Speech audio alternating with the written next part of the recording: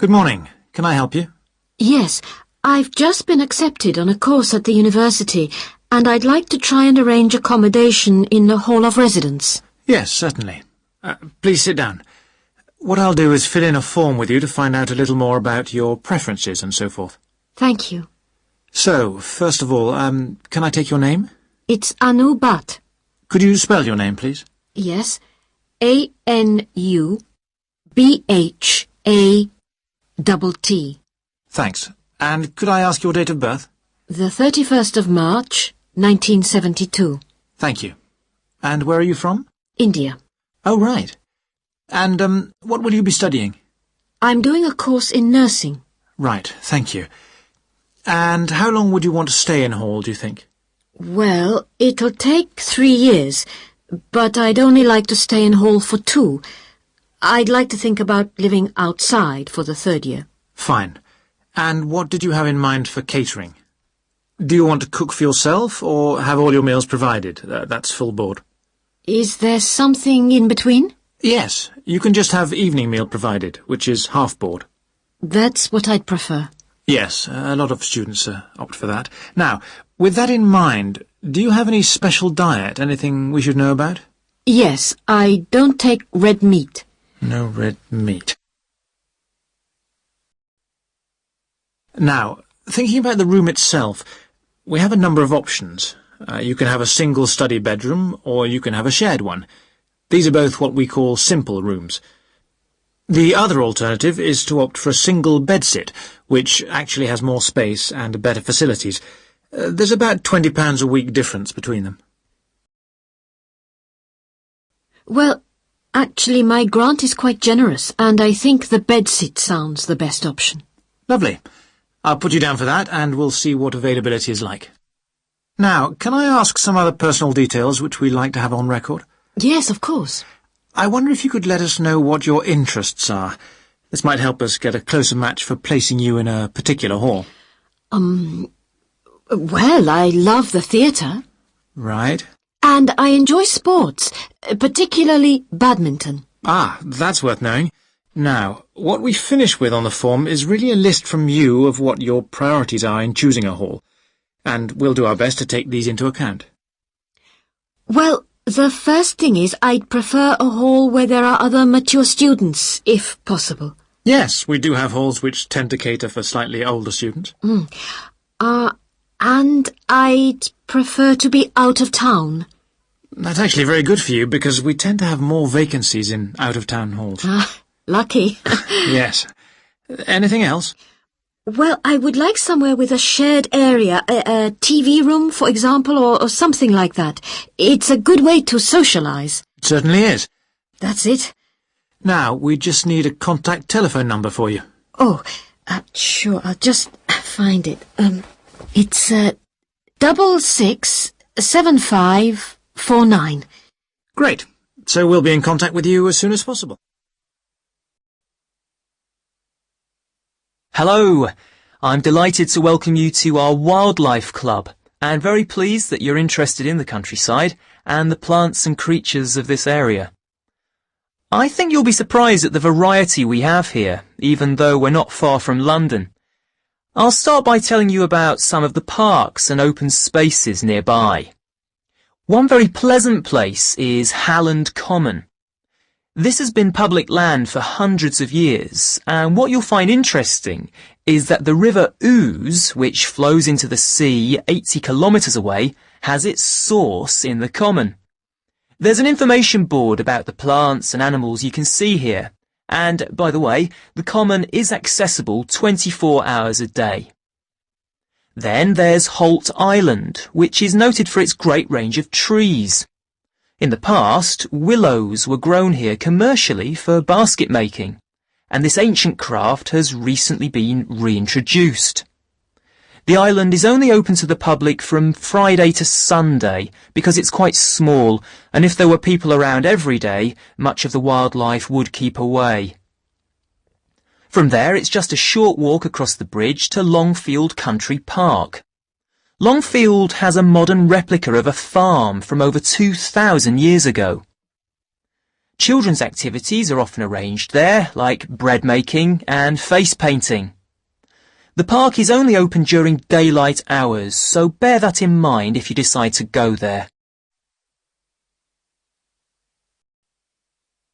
Longfield Park has a programme of activities throughout the year, and to give you a sample, this is what's happening in the next few days.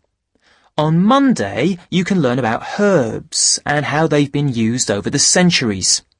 You'll start with a tour of our herb garden, practice the technique of using them as colour dyes for cloth, and listen to an illustrated talk about their use in cooking and medicine. Then on Wednesday, you can join local experts to discover the variety of insects and birds that appear in the evening. We keep to a small number of people in the group, so if you want to go, you'll need to phone the park ranger a few days ahead. There's a small charge which you should pay when you turn up. I'm sure you're all keen to help with the practical task of looking after the park, so on Saturday you can join a working party. You'll have a choice of all sorts of activities, from planting hedges to picking up litter, so you'll be able to change from one to another when you feel like it. The rangers will be hard at work all day, but do come and join in, even for just a short while. One thing, though, is to make sure you're wearing something that you don't mind getting dirty or torn. And finally, I'd like to tell you about our new wildlife area, Hinchingbrook Park, which will be opened to the public next month.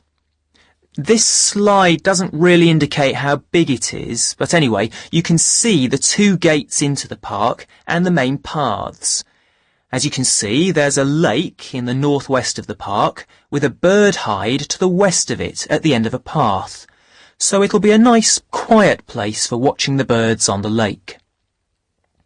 Fairly close to where refreshments are available, there's a dog walking area in the southern part of the park, leading off from the path. And if you just want to sit and relax, you can go to the flower garden.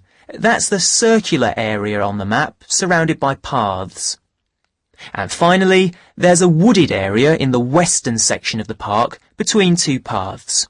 OK, that's enough from me, so let's get on. Hi, Ewan. As you know, I've asked you here today to discuss the future of our Self-Access Centre. We have to decide what we want to do about this very important resource for our English language students. So, can you tell me what the students think about this? Well, from the students' point of view, we would like to keep it. The majority of students say that they enjoy using it because it provides a variation on the classroom routine, and they see it as a pretty major component of their course. But we would like to see some improvements to the equipment, particularly the computers. There aren't enough for one each at the moment, and we always have to share. Well, yes, the teachers agree that it is a very valuable resource, but one thing we have noticed is that a lot of the students are using it to check their personal emails. We don't want to stop you students using it, but we think the computers should be used as a learning resource, not for emails. Some of us also think that we could benefit a lot more by relocating the Self-Access Centre to the main university library building. How do you think the students would feel about that, Ewan? Well, the library is big enough to incorporate the Self-Access Centre, but it wouldn't be like a class activity anymore. Our main worry would be not being able to go to a teacher for advice.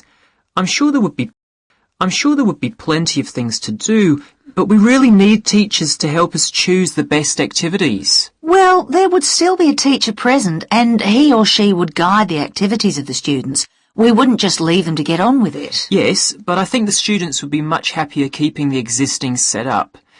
They really like going to the Self-Access Centre with their teacher and staying together as a group to do activities. If we could just improve the resources and facilities, I think it would be fine. Is the cost going to be a problem? It's not so much the expense that I'm worried about, and we've certainly got room to do it, but it's the problem of timetabling a teacher to be in there outside class hours. If we're going to spend a lot of money on equipment and resources, We really need to make sure that everything is looked after properly. Anyway, let's make some notes to see just what needs doing to improve the centre. Now, what about the computers? I think it might be a good idea to install some new models. They would take up a lot less room, and so that would increase the workspace for textbooks and so on. That would be great. It is a bit cramped in there at times. What about other resources? Do you have a list of things that the students would like to see improved? Yes, one of the comments that students frequently make is that they find it difficult to find materials that are appropriate for their level, especially reading resources. So I think we need to label them more clearly. Well, that's easy enough. We can get that organised very quickly.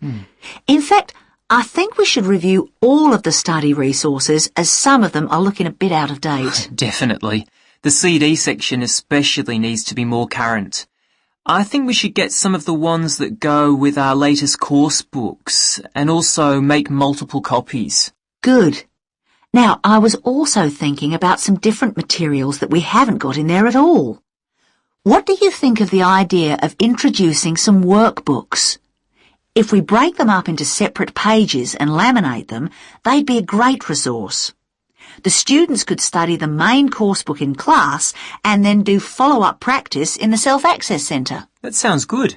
OK, now finally we need to think about how the room is used. I'll have to talk to the teachers and make sure we can all reach some agreement on a timetable to supervise the centre after class. But we also need to think about security too, especially if we're going to invest in some new equipment. What about putting in an alarm? Good idea. The other thing I'd like to do is talk to our technicians and see whether we could somehow limit the access to email. I really don't want to see that resource misused. What about if we agree to only use it before and after class? Yes, that would be fine. OK, anyway, that's great for now. We'll discuss it further when we've managed to sort. Good morning, everyone. Now, whether you're going to university to study business or some other subject, many of you will eventually end up working for a company of some kind. Now, when you first start working somewhere, you will realize that the organization you've joined has certain characteristics. And we often refer to these social characteristics as the culture of the organization. This includes its unwritten ideas, beliefs, values, and things like that.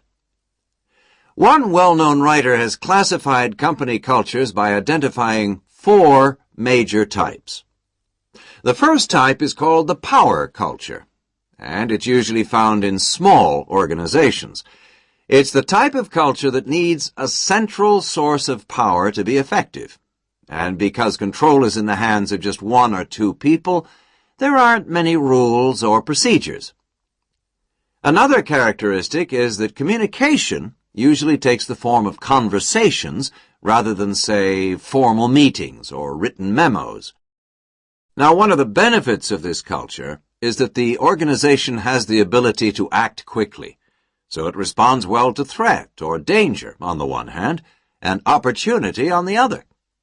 But on the negative side, this type of organization doesn't always act effectively, because it depends too much on 1 or 2 people at the top, and when these people make poor decisions, there's no one else who can influence them.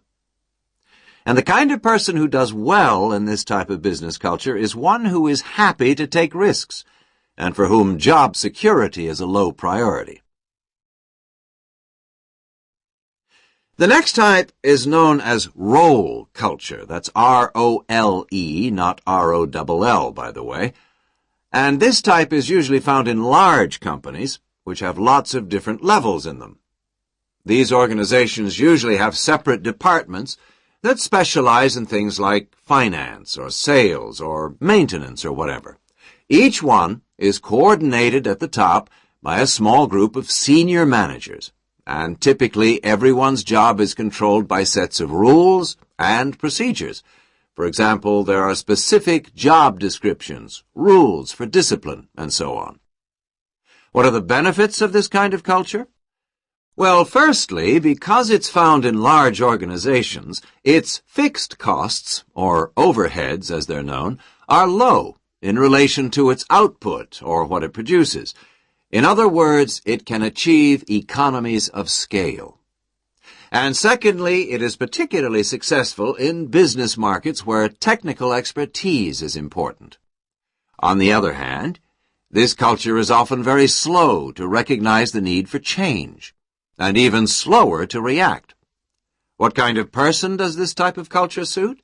Well, it suits employees who value security and who don't particularly want to have responsibility.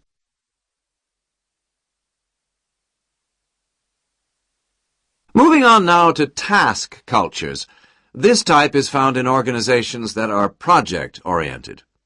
You usually find it where the market for the company's product is extremely competitive, or where the products themselves have a short lifespan.